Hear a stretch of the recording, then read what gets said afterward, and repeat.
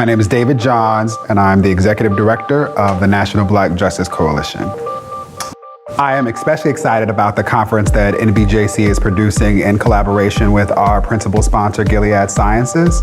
So talking about the members of our community who are living with HIV/AIDS is sometimes uncomfortable, but it's a reality, and we have to do the work, including being uncomfortable, in order to figure out how we move through it together.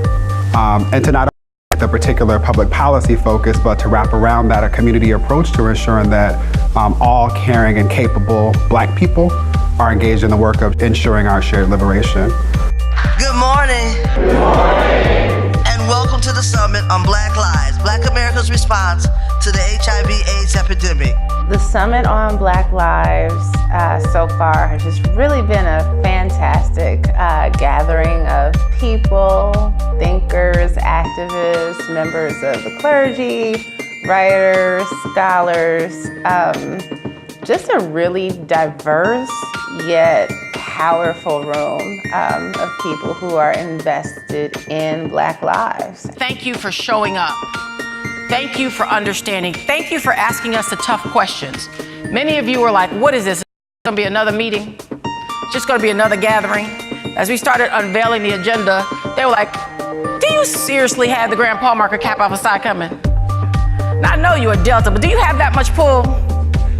And the questions just kept coming.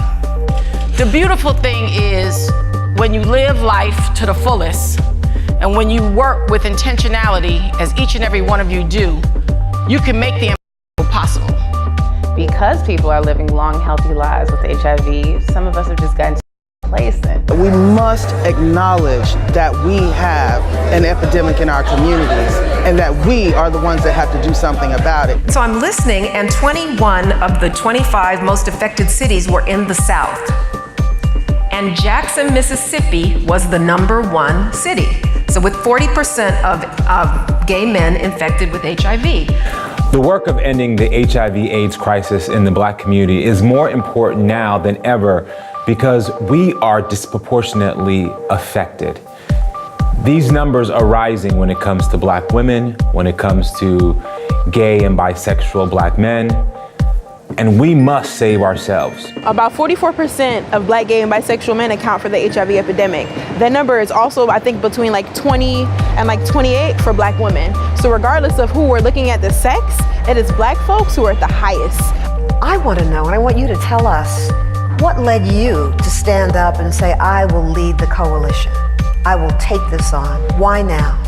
So it is incredibly important for me to underscore the fact that this is an all hands on deck moment in time, right? We do not have the luxury of simply staying in our silos or the spaces that are most comfortable for us.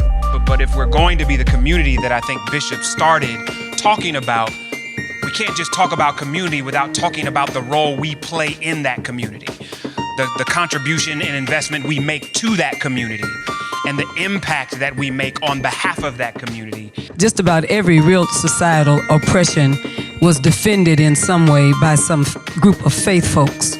And we have to undo all of that. And I read the statistic in 2016 in February that if current trends exist, half of all Black gay men will be infected with HIV.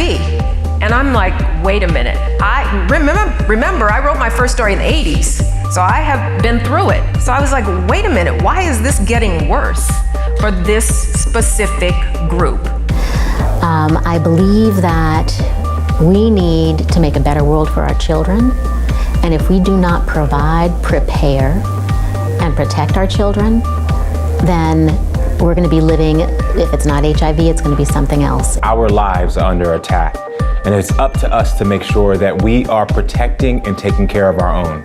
We need to come together as a people. And when I say we, I'm talking about those who are coming from all walks of life. I think if you care about Black people, you have to care about their health. All of us have mothers, fathers, sisters, brothers. We're someone's children. Some of us have children. And I never believed in the island approach. So I think it's definitely our responsibility as Black women, not just to do the normal kumbaya of, you know, I gotta empower you, sister, or, you know, I got your back, but actually having real conversations with people that don't look like you, right? And so this summit on Black Lives is very important. We need to have a conversation in our community. Perhaps there's too much denial that exists in our community. The model I support is to say, well, let's have the conversation. Let's see what comes out of actually engaging that perspective instead of being mad about it. And we need to start expounding on God's love on everyone, and that doesn't discriminate or exclude individuals from the body of church, particularly Black church, because that's where our culture is mixed in as well. I'm a Black man. At the end of the day, we're not family because of our gender or because of our orientation. We are family because of the community and the people we come from. And I realize that. I think that it's something that we have to address, but we have to begin with removing guilt and shame. There is no addressing it until we remove guilt and shame.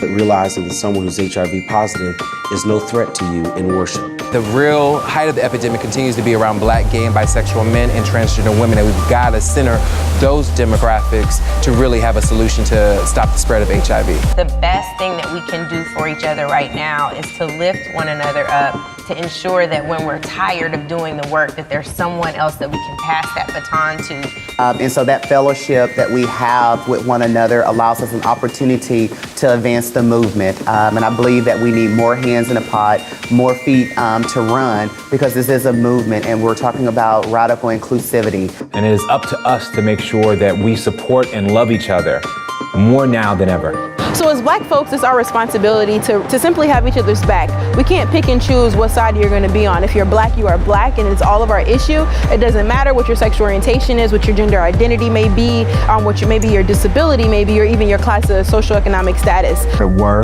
easy, we would have done it already, but it's necessary, critical work. My name is Thomas Battles, and I'm Grand Port Markup Cap Officer, and I support the Summit on Black Lives because it's important that we educate our communities, from the youngest to the oldest, on the epidemic of HIV and AIDS in our community. My name is Karamo Brown. My name is Jamila Lemieux. I'm Linda Villarosa. My name is Paulette Walker, and I support the Summit on Black Lives